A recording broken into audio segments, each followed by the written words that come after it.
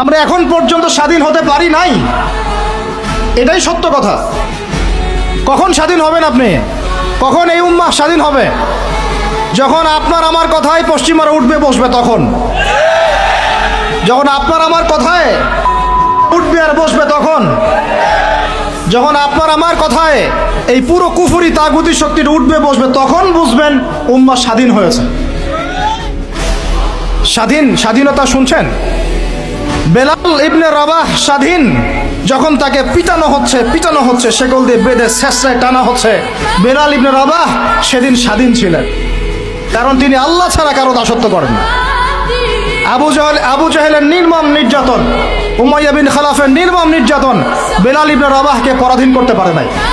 বেলাল স্বাধীন আঘাতের মধ্যে। সুমাইয়া স্বাধীন। সুমাইয়ার নাম শুনেছেন? আমাদের বোনরা তার নামই জানে না।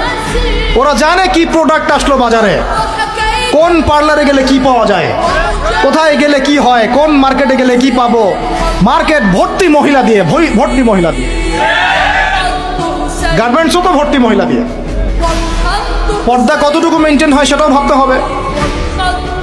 জব করতে দোষ নাই, জব করতে দোষ আছে, পর্দা কতটুকু ভাবতে হবে না? আমরা যে বস্তুবাদী এটা আমাদের রাস্তাগুলোই প্রমাণ করছে। আমরা আমাদের বাড়িঘরগুলো চকচকা করছি আর সরকারের রাস্তাগুলো ভেঙে ফেলতেছি। এখন ওই রাস্তাগুলো তৈরি করে দেওয়ার দায়িত্ব আমাদের, দায়িত্ব আমাদের না? অবশ্যই আমাদের, কেন আমরা তো খেয়ানত করলাম, সরকারি মাল দড়িয়ামে ডাল, এরকম চিন্তা করলাম।